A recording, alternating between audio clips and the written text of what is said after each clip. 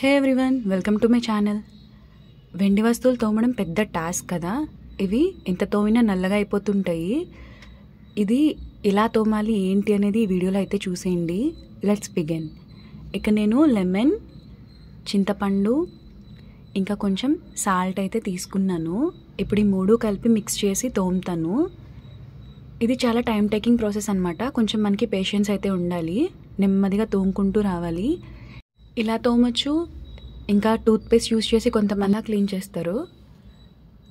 ఇప్పుడు ఇలా అయితే క్లీన్ చేశాక మీకు వాష్ చేసి చూపిస్తాను ఇది ఎలా వచ్చింది ఏంటి అని. పూర్తిగా షాప్లోంచి తీసినట్టయితే ఎవరు క్లీన్ చేసినా ఎలా క్లీన్ చేసినా అయితే రావు. మనం ఎంత క్లీన్ చేసుకున్నా సరే ఇవి వాష్ చేసుకున్న తర్వాత ఎండలో ఎండబెట్టుకొని మనం ఒక కవర్ చేసి లోపల నీట్గా దాచుకోవాలన్నమాట. లేకపోతే ఇవి నార్మల్గా వదిలేస్తే మళ్ళీ నార్మల్ స్టేజ్కి వచ్చేస్తాయి. అవి యూస్ చేసుకున్నా యూస్ చేసుకోకపోయినా. సో ఇప్పుడు ఇది కడుక్కున్నాక మనం ఏం చేయాలంటే నీట్గా స్టోర్ చేసుకోవాలి ఫస్ట్. ఇప్పుడు ఇది కడిగిన తర్వాత మీకు చూపిస్తాను. ఇది ఒక వే అయితే వాష్ చేసుకునేది. ఇంకో వే ఏంటంటే ఇది చాలా ఈజీ ప్రాసెస్ అనమాట. సబీనా పౌడర్ అని దొరుకుతుంది బయట. ఈ పౌడర్ పెట్టి మీరు జస్ట్ ఇలా వాష్ చేశారంటే ఇన్స్టెంట్గా సిల్వర్ ఐటమ్స్ అన్నీ మెరుస్తాయి. చెప్పాను కదా, షాప్లో నుంచి తీసినట్టయితే రావు. కానీ దానికి ఉన్న ఇదైతే మొత్తం డస్ట్ అంతా అదంతా క్లీన్ అయిపోతుంది అన్నమాట. పట్టిన కిలం అంతా పోతుంది. చూసారా, నేను ఇక్కడ క్లాత్ పెట్టి ఎందుకు వాష్ చేస్తున్నానంటే స్క్రాచెస్ అవి పడకుండా నీట్గా ఉండడానికి. ఇలా ఒక్కటే కాదు, ఈజీగా అయిపోతుంది అనమాట.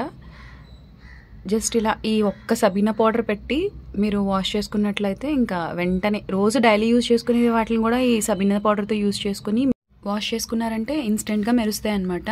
అంటే ఎక్కువ స్టెమ్ తీసుకోక్కర్లేకుండా డైలీ యూస్కి అయితే చాలా బాగా యూజ్ అవుతుంది ఈ సబీనా. ఇంకా మనం ముగ్గేస్తాం కదా, గుల్ల ముగ్గు అంటాం. ఈ గుల్ల ముగ్గు పెట్టి వాష్ చేసినా సరే చాలా మెరుస్తాయి అన్నమాట. ఇవి ఎంత నల్లగా అయినా సరే మనం మ్యాక్సిమం మెరిపించవచ్చు దాన్ని. ఒకసారి ట్రై చేసి చూడండి ఈ 3 టిప్స్ అయితే.